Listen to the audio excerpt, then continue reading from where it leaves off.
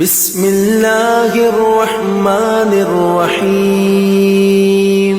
الرحمن علم القرآن، خلق الإنسان علمه البيان. الشمس والقمر بحسبان، والنجم والشجر يسجدان. والسماء رفعها ووضع الميزان، ألا تطغوا في الميزان.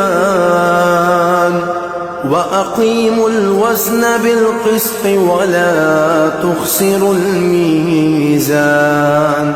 والأرض وضعها للأنام، فيها فاكهة والنخل ذات الأكمام، والحب ذو العصف والريحان.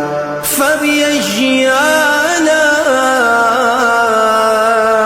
ربكما تكذبان؟ خلق الإنسان من صلصال كالفخار، وخلق الجان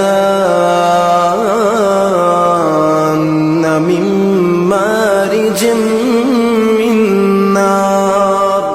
فبأي آلاء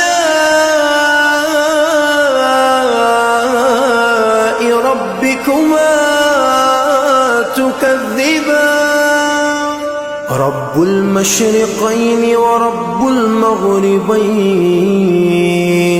فبأي آلاء ربكما تكذبان؟ مرج البحرين يلتقيان، بينهما برزخ لا يبغيان. فبأي آلاء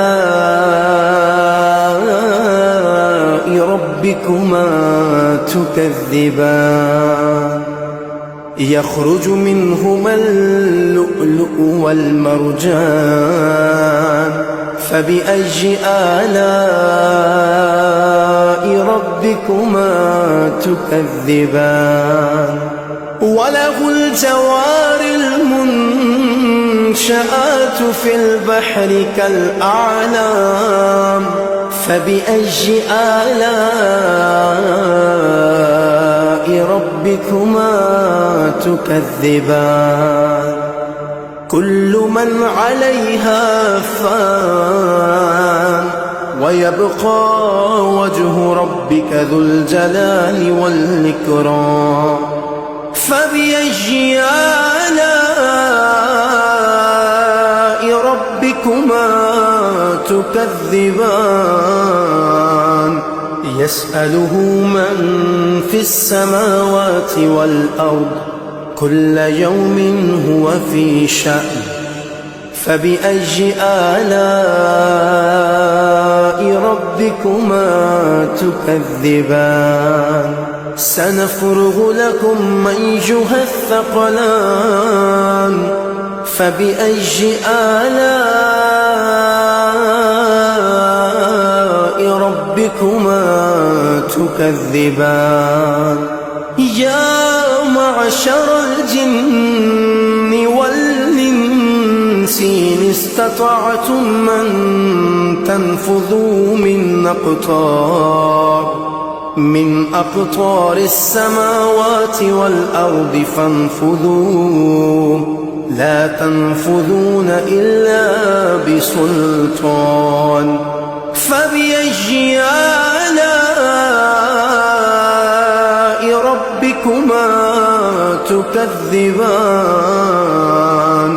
يرسل عليكما شواظ من نار، يرسل عليكما شواظ من نار ونحاس فلا تنتصران.